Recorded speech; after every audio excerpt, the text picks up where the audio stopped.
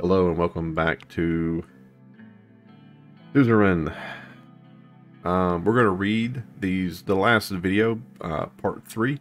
Please watch that before you jump into this because my goodness, this game is quite involved. We're going to read these little, I think there's newspaper, right? You see how it says 4 here, and there's 1, 2, 3, 4, and then there's decisions to be made. So we're going to read the newspapers first and just kind of see what's up. The recent collapse of tourism industry has led to a reduction in trade traffic and road maintenance. The road network is currently in service but is in need of substantial improvement. Ports, country roads, and bridges similarly suffer from lack of investment. Firms doing business here, shortage of warehousing facilities, particularly refrigerating facilities. Oh my goodness. And the only thing that stinks is we have money, but we can't spend it. I guess we'll get a chance to spend it here. And the rail assets, more than 15, the railway network self-antiquated, being mothballed in recent years. Jeez, man, everything has come due. Oh, here we go. Good news.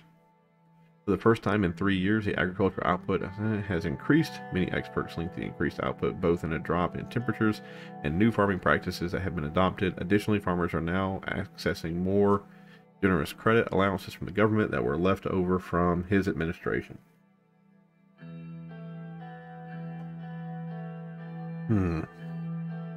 Industry has the potential to become a powerhouse in the future if investment persists. Well, we have some momentum here. Let's not lose that momentum. If there's a Sarna, if there's a anything to do with Sarna and investing in economic or agriculture, we need to remember to do that because we have momentum down there. Let's not lose it. And you know, if we have excess food down there, we can ship it up to West Virginia because they're starving. Ugh. Yeah, so this place is now more unemployment. Well, let's get away from the capital. Let's get away from the palace, and let's get out here to La Shaven. Invest in mega infrastructure. A decision to invest in one of 2 planned mega infrastructure projects. Let's look at it. This will take 1 from our budget. The Ministry of Economic has put forward 2 bold plans for mega infrastructure projects that would help the economic recession in the long term. Investing in the projects of this scale will take up some portion of the budget, but could prove worthwhile if accomplished successfully. So either we reject both plans or we're going to go for it. Let's spend the money. Let's do something. Let's have a newspaper headline. You know what I mean? Government budget decreased. We only have 2 now. We did have 3 before. Discussion of potential investment projects. Let's have this discussion. Now that we're donating the money, let's figure out what we're going to do. Okay. The view towards the sea, but enjoying the luxurious mansion wasn't the main reason for your visit. We gathered the economic team here to discuss. It's the same people we just had in the room 2 seconds before. Half an hour had already passed since the start of the meeting. Unfortunately, I did not even have a chance to have my usual afternoon coffee. Looking at the view from the window, I left my mind drift a couple of seconds, which brought me back to the discussion. Mr. President, we need to focus on boosting the economy as quickly as possible. One of the fastest ways to achieve this is through infrastructure projects, which we've invested in, right? Agreed. Okay. On one hand, businessmen are complaining about the slow logistical rail network between the capital city and here. All right. It's too slow. Okay. On the other hand, citizens are criticizing the lack of a proper highway connection between this place and this place. So there's not a highway to drive this way. Huh. Okay.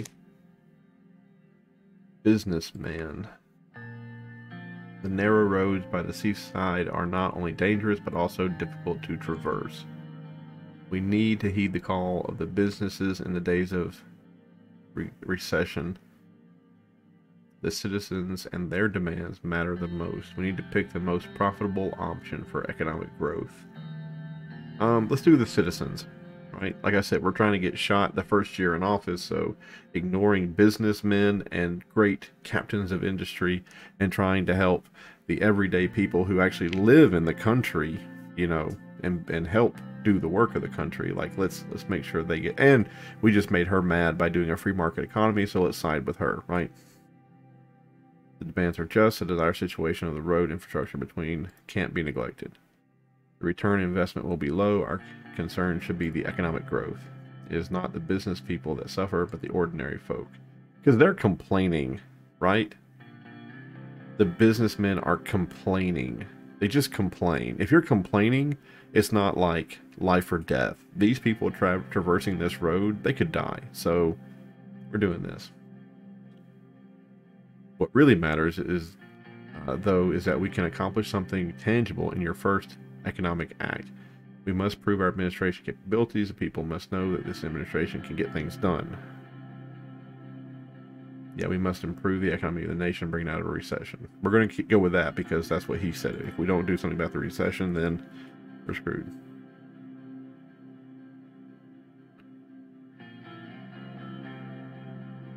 The ministry can only support one project at a time with current capacity in the budget, so let's move to the details of which. We're doing the highway project. Yep. The home of to several million who feel neglected. There are no proper highways connecting. Yep, we're doing it. We're doing it. He told us that even trucks are having a hard time traveling through the main roads. We can't leave the request party member unanswered. That must be cumbersome for the citizens. I agree. This could also hurt local businesses. I'm not sure this region is a priority for us right now. Yep.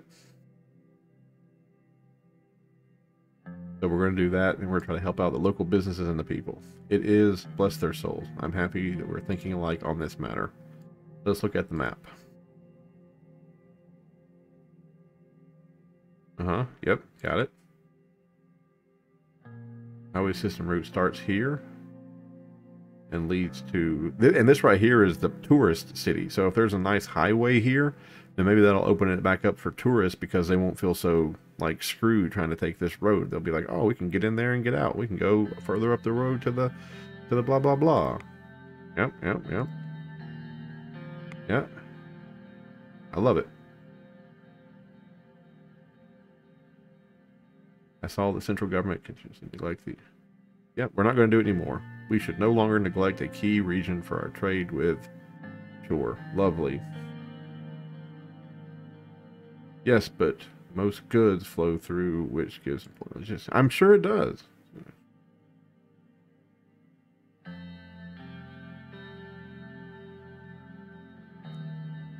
I have settled on a decision. Excellent. What will be your final choice, Mr. President?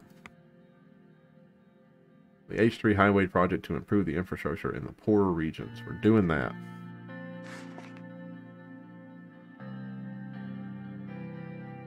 The negotiations will begin in the middle of this year. You will be able to award the contract to a corporation of your choice. That the entire construction will finish in 2 years if every step going forward is executed successfully. Thank you all for your contributions and your thoughts. See you soon. Have a nice day. Perfect. That was great. That was great. I feel wonderful about that. I can't wait to find a great construction company that is going to do the job well. Okay. Let's go back to the oh, we should have read the news. Poo-poo. Can I read the news now? Rolling today. Economic meeting held in government report yesterday that some economic policies have been planned behind closed doors. Shortly after the meeting, President Ray, the Minister, released a statement regarding the short-term economic plans, which included promotion of a free market economy. Woo! For the record low temperature, warning has been issued. Okay. National violence. Ugh, yes. And see here, this is a place that we're going to help, right? So maybe the road will help them. Okay, we're good there. All right. Peter, arrive at my office, talk about recent developments and the media strategy. That's right, this is the media meeting. They both look across from their seats, puts on his reading glasses, and quickly went over some documents. Taking an audit. Let's begin. First of all, Lucan, you mentioned that who is this? Businessman, philanthropist, entrepreneur, who's the son of the media, advertising, largest advertising. Okay, yeah, this guy we gotta make him happy, or he's gonna screw us. Nope, for one of the richest and most influential families, there's no exception. He was the oldest son, industrial media Mongol, founder of HOS. He has offered to meet with you, Mr. President. What does he want? After the passing of his father, may he rest in peace, aims to become the next CEO. He mentioned a productive collaboration. They are all powerful and influential media conglomerate to start with. They own broadcasting, which means it would be wise to have him by your side. Sorry for interrupting. What does this? Yeah, that's what I would sound like. What does this entail? Phone, but rather in person. I believe you're receiving a call from him sometime soon. Power over the outlets. Of ourselves first, we need to determine our general approach to the media. I'm no media expert, but Lucian made some very interesting arguments at the preparation meeting yesterday. There are two ways we can approach the media. One of them is by influencing it, which has clear advantages. The other is by keeping it independent. Media must be independent. And we're doing that just because that's kind of how I feel that it should be. The media should be reporting on just the facts, and it shouldn't be used as propaganda, because it's gonna be a crutch. If you use it as propaganda, you're gonna keep going back to it over and over and over, trying to make it fix all your problems. Anytime you screw up, you're just gonna be hitting that button for the media, and eventually people are gonna figure out that what you're doing is just you're full of shit. So it just can't be done. But an unpopular leader will be able to pass even the easiest reforms. But an unpopular leader will not be able to pass even the easiest reforms. It is of utmost importance to maintain public popularity to avoid any damaging scandals or mistakes. I must stress one thing. See, this guy, he has worked with people who do scandals and who make mistakes. If you don't make a scandal and you don't make mistakes, you should be fine, right? The more people we have supporting our agenda, the more we can accomplish. With someone on our side, yes, I mean, two wrongs don't make a right. Maybe, maybe not. It's hard to forget what happened to last year. Yeah, so what happened to this guy, I think, is forget what. I think something happened with him.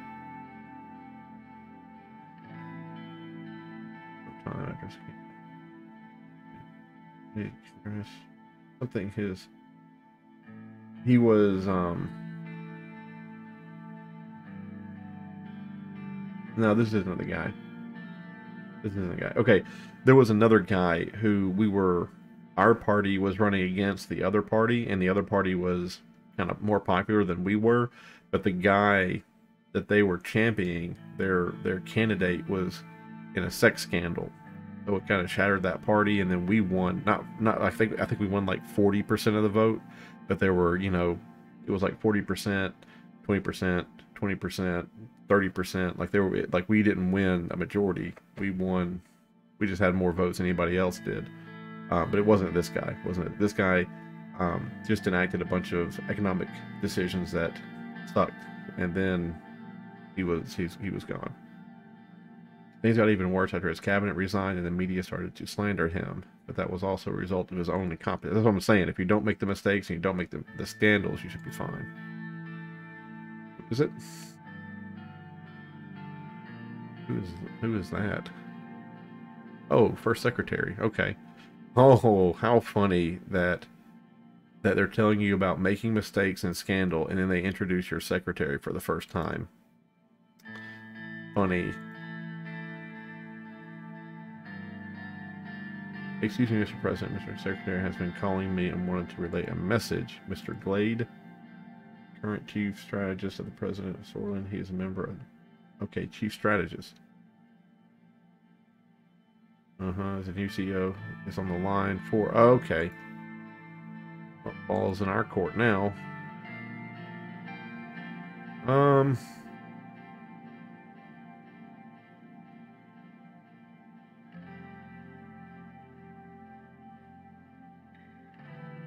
I don't like the idea that he can call and just get a conversation with the president, like right off the cuff like that.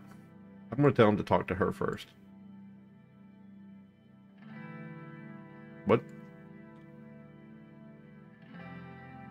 Huh? I thought I said no. I thought I clicked on the one that said, yeah, I'll talk to him. Would you like to talk to him, sir, or would you like me to? You go ahead. Okay, I guess there was no way to stop. I don't like that he can just call and talk to the president of this country. Like, that's not a good thing.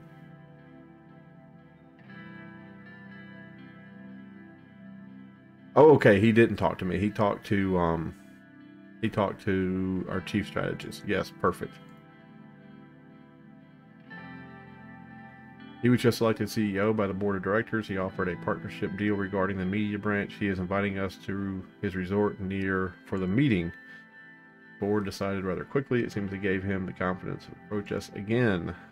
He's going to offer a real deal.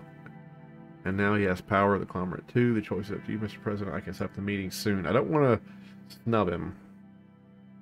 I know what Peter's going to say. Peter's going to say talk to him and put him in our pocket.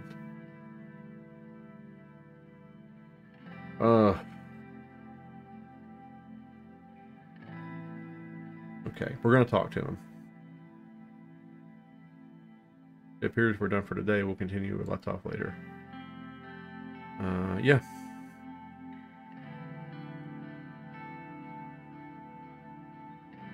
Yeah. Yeah, we are really going to have to, we're really going to have to watch that guy. Hopefully we can be aloof, but persistent, right? So hopefully we can just be aloof, be aloof, be aloof. He really wants to talk to us. He really wants to do a deal, because at this time, the board has, you know, it's like that scene in the Michael Scott where he talks about he doesn't have to make money. He just has to outlast whatever his old boss was, right? It's a good scene. If you know what I'm talking about, you do. If not, it boils down to this. This guy just got elected. He's like us. We just got elected. He just got elected.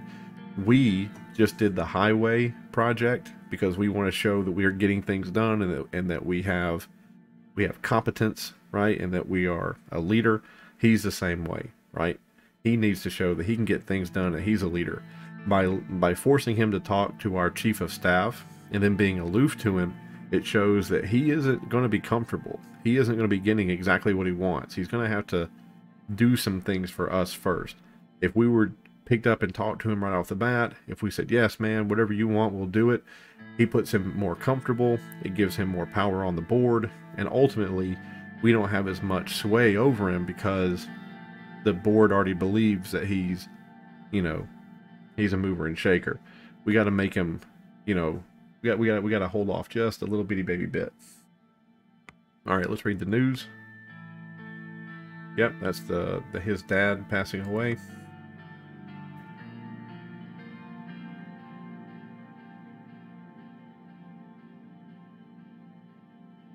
Yes, yes. Next, if we get elected, our second term, or if there's another time for us to have a ball, it will not be glamorous. If everyone here is suffering, so do we.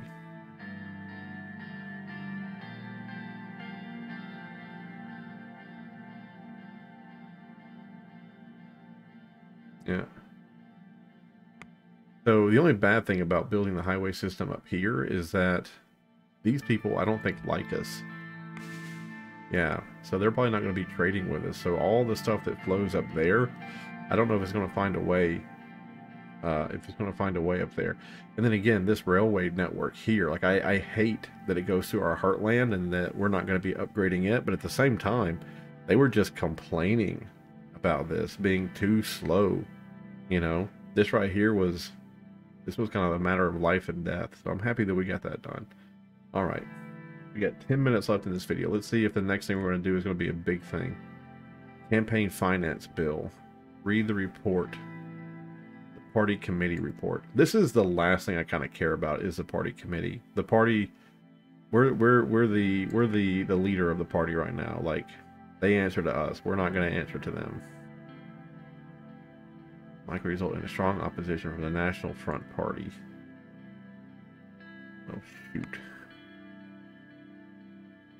Okay. All right, let's get this. Let's do this bill, this campaign finance bill. Oh, okay, here we go. The criteria for the allowance of public funds shall no longer be according to the number of votes won in the general election by a political party. The new criteria shall be the proportion of seats won by a political party in the assembly. Political parties shall receive an annual amount of $500 per member of the assembly. This results in doubling of the USP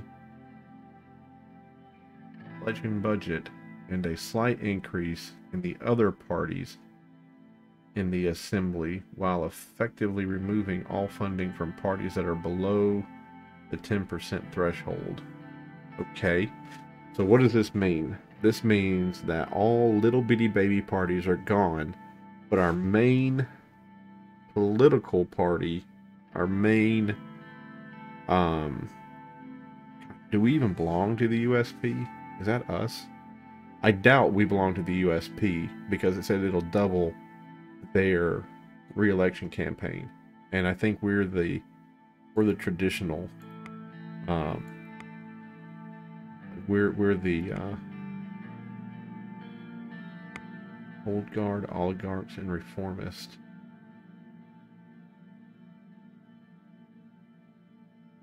What the crap am I? USP. Oh. Okay.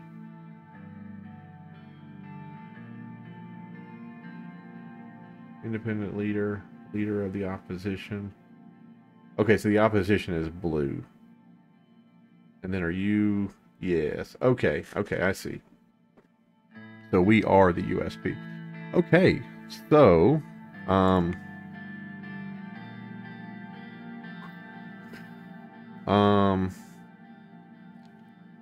that does, I mean, that seems pretty self-serving, doesn't it? No longer will be according to the number of votes won in the general election by a political party. The new criteria shall be the proportion of seats won. Okay, yeah, we're not doing this. So let's go. Let's talk about this. So imagine there's a candidate that was in one of those seats that we just saw. Where was that? Okay, let's just pick one of these dots, like this guy right here. Right, his name is Bob, and in his congressional district there are 70% of the people who vote USP. Okay, they vote USP. 70% vote USP. 20% vote PFJP, and then the last 10% vote for this NFP. Right now, those parties would actually get money because even though he won, 20% went to them and 10% went to them and 70% went to him. The money for that seat, let's say it's $100, we would get 70, they would get 20, and they would get $10, right? So they are getting some money, right? They are getting some money, even though they lost that seat. If we sign this, what's going to happen is that one seat, because we won it, we get all $100. We don't just get 70, we get all $100 because we won that seat. The only bad thing about that is it gives us way too much power. That's way too much power for one party to have. And if you have that much power, it's no bueno, right? We're gonna veto that. That's not a good reform. That doesn't champion democracy. That leads down to stagnation and dictatorship. So we're not doing that. All right. Okay, nothing else. Some news here. Unfair campaign finance bill crushed. Yeah, there we go. So the radical, hopefully they'll like us a little bit more. Hopefully they'll look at this and be like, yeah, this guy's not that bad. Like, he understands it was unfair.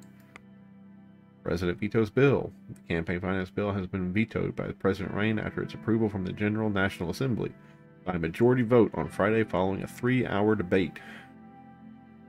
Who also, this is the, he's a reformist. He objected to the funding package, saying it contained too much unfairness in the allocation of the budget. Also sought to delay proceedings by demanding a formal recorded vote, but was overruled. The bill passed the Assembly but failed to become law Yes, I'm happy we did that. Okay. No other big dots here. I really kind of wish we could click on something and like do something in these areas, but we got to go with the game's pacing. Ooh, invest in an opportunity to buy stocks from a something. Who is this?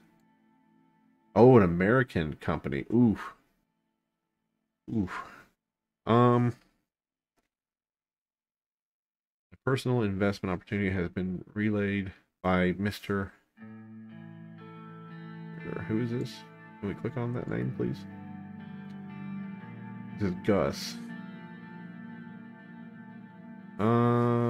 You know what? Yeah, because Gus represents the old guard, so we're gonna make money off that. So we're gonna spend $1,000 of our own, or one of our own personal wealth, and we're gonna try to get.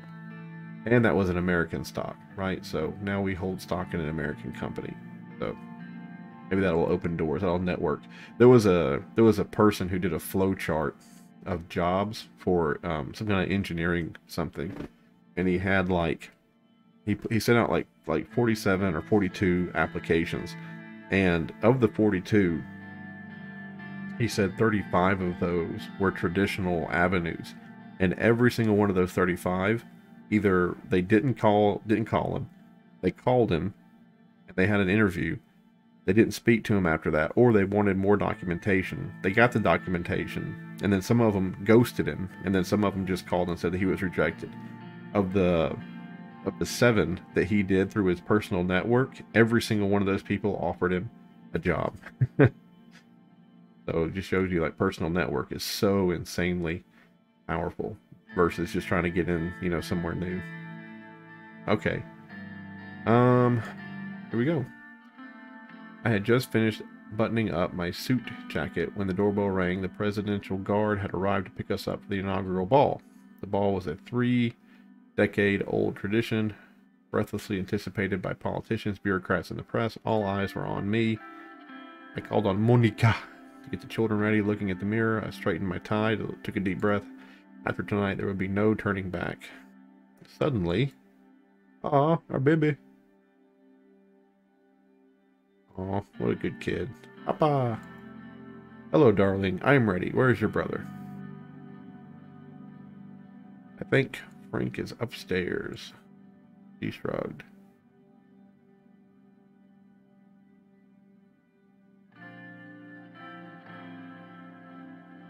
Where's my first lady? Monica came downstairs. She was wearing a simple yet elegant beige something sheath dress. I don't know what that is.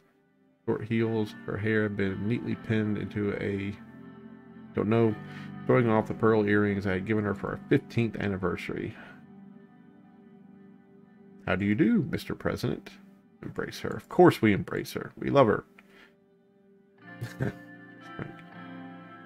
Gorgeous as the day we were married. Frank trudged downstairs. This thing itches. Are you good to go, Frank? I'm glad you have us with us for the big night.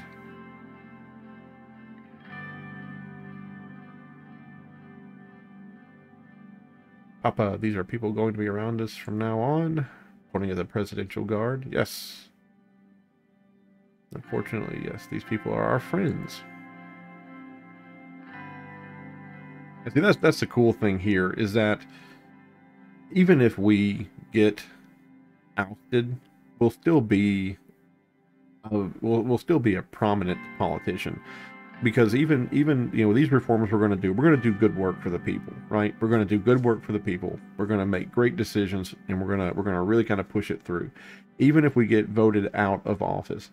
8 years after we leave, people will still be driving on that road, and they'll still be saying like, oh yeah, that guy, you know, maybe he wasn't as bad as the media made him out to be. Like, he actually, you know, he actually did things that was fair, you know, for everybody here, and try to get everyone a seat at the table.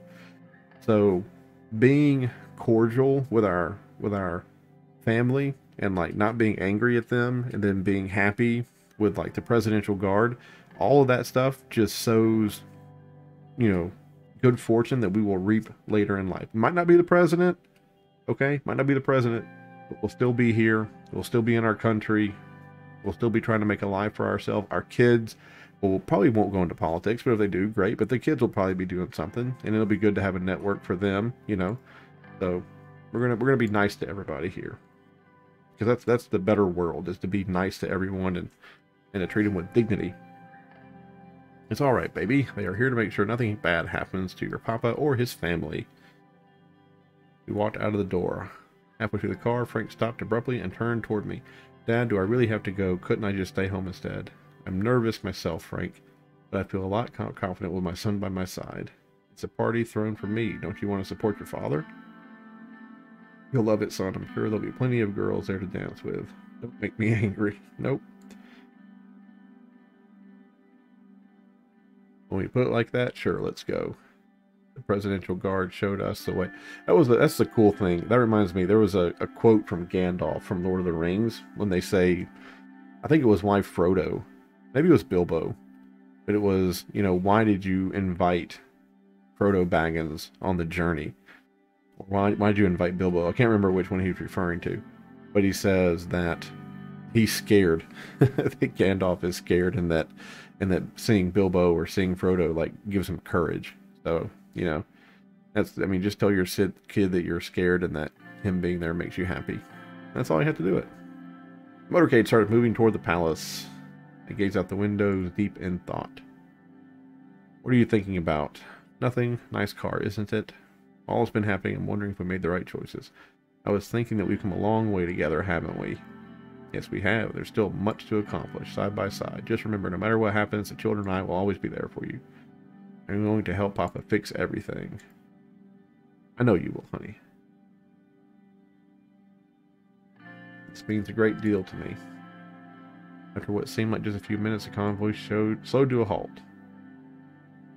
We are here, sir. Hope you enjoyed the drive. I did, Sergei. Thank you. Always a pleasure to hear that. Politicians, bureaucrats, and celebrities, the cream de la cream of the Sorland elite, streamed inside the building. Good luck out there, Mr. President. I'll see you on the trip home. I stepped out and immediately found myself surrounded by loud voices and camera flashes. Hordes of eager journalists thrust their portable microphones at me. My guards fended most of them off, but one woman managed to dodge them and corner me. I recognized the broadcasting company logo on her press lanyard. Sorland Broadcasting Company? Newspaper. Don't know. Mr. President, do you plan on working together with the opposition parties on the expected constitutional reforms?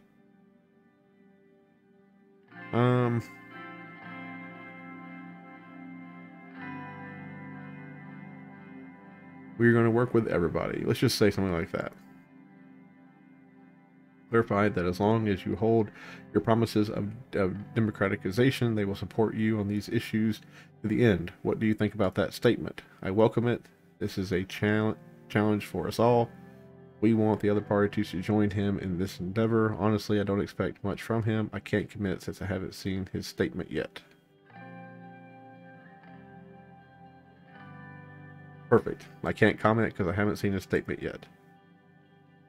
One of your first acts as president was to veto a campaign finance law that would have deprived small parties of public funds while increasing those channeled to your own.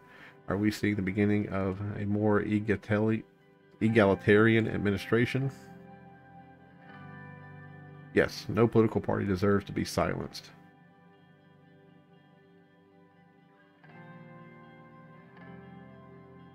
That's enough, ma'am, said one of my guards while nudging the reporter away. We enter the lobby. Maybe I shouldn't have said anything to her. Peter, there they are, the most beautiful family in all of Sorland. Uncle Peter, hi Uncle Peter, it's great to see you. That's right, and remember that Peter, when we were, when the children were born, we took time off, and Peter was the one that kept pushing our political, like he kept like working our name up and like talking us up and getting us higher and higher in the political hierarchy. He did work for, he sacrificed his own career to advance ours while we hung out with the babies. You two are growing faster, and I am getting wiser. Mr. Vice President. Mr. President. Happy to see a familiar face, Peter. Congratulations, Anton. I have to say the results were clear from the beginning. Who is this? This is the second lady. Ah, that's Peter's wife, I suppose. Yeah, that's Peter's wife. Appreciate it, Evelyn. That means a lot. Thank you. We both worked hard to make it happen. There's a woman behind every successful man.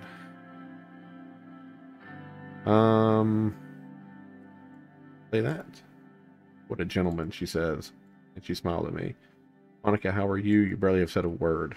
I'm more than relieved to have this roller coaster ride over with, but of course now the real work begins. Ah yes, managing the help, planning parties, daily trips to the salon to look your best for foreign dignitaries. Don't be so old-fashioned, Evelyn. I plan to use my power as First Lady to advance the position of women throughout Swarland. Equal rights for our sex are long overdue, wouldn't you say, Anton? Oh, as long as you don't burn the roast.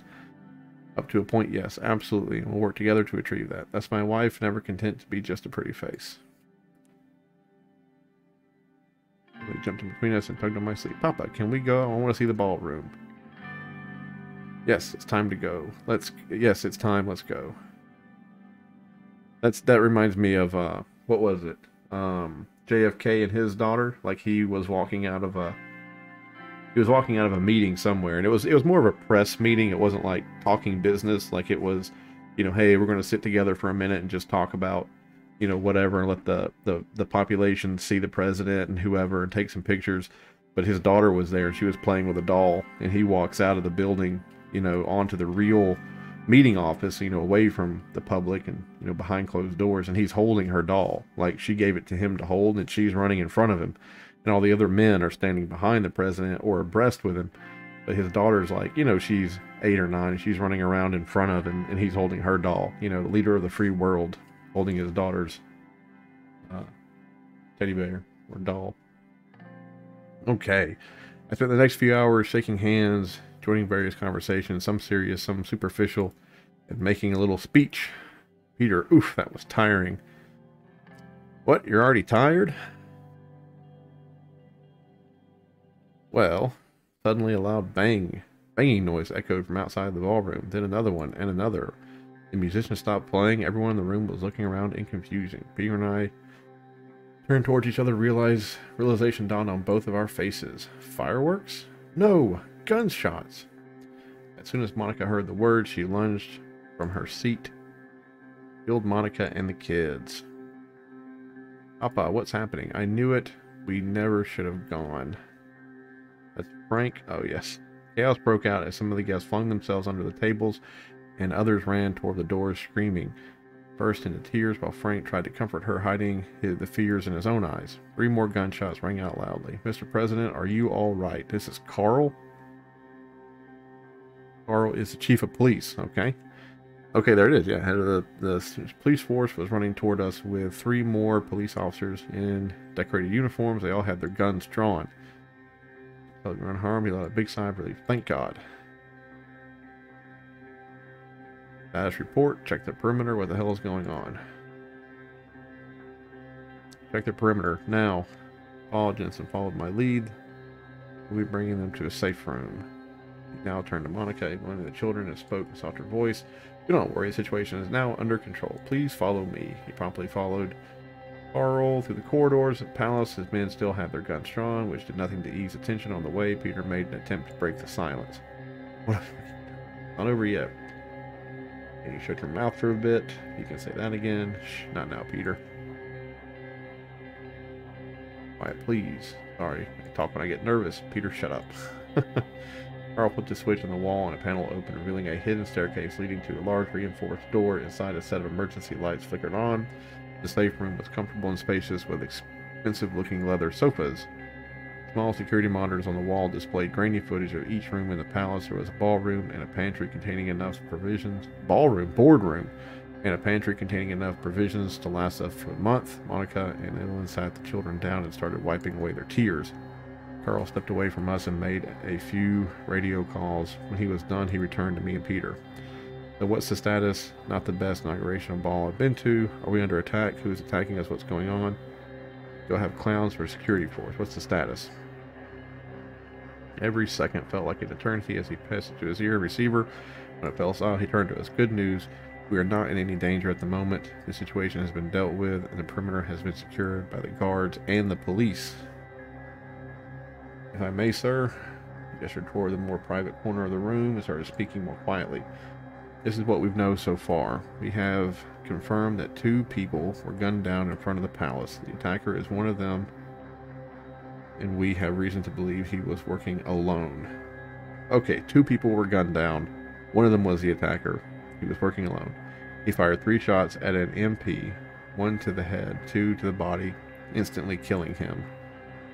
Presidential guards at the palace immediately shot and killed the attacker. He was not identified yet, but we will require investigation. The MP that was killed was Bernard, poet, novelist, short story writer, politician. He's acclaimed for his lyrical flow with regard to the avant-garde. His early writings were heavily influenced by Phil Cold for not a romantic communist.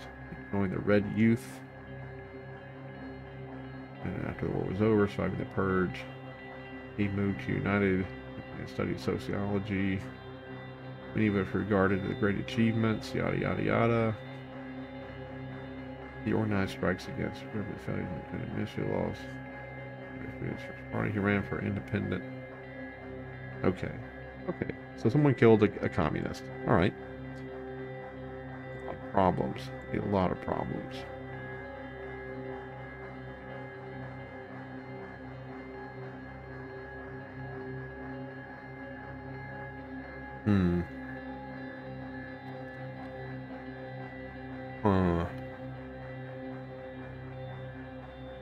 Let's not be alone. Let's not be alone. If we be alone, I think it's bad. And we knew what we were getting into. There's a famous quote from Julius Caesar. No, Teddy Roosevelt, right? Where he says, "Don't ever tell me that the office was stressful. Like, don't ever tell me you don't want it." Like, he wanted to be there. Like, he wanted to make these decisions. Like, it was a burden that he desperately wanted. So, but let's go comfort the children. We are safe. I'll make sure everything's going to be fine. We can't be sure of anything anymore, Anton. Don't say that in front of the kids, Monica. Shush. Shush. Oh, what a night. What a night. And we are going to leave off there. Oh, my goodness. Let's read the only 2.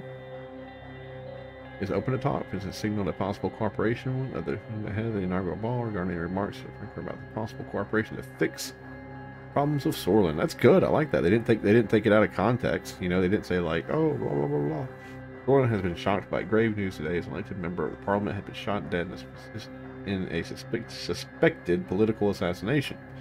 Police sirens around the clock. The fact that the violent act happened in the heart of the capital have worried many citizens.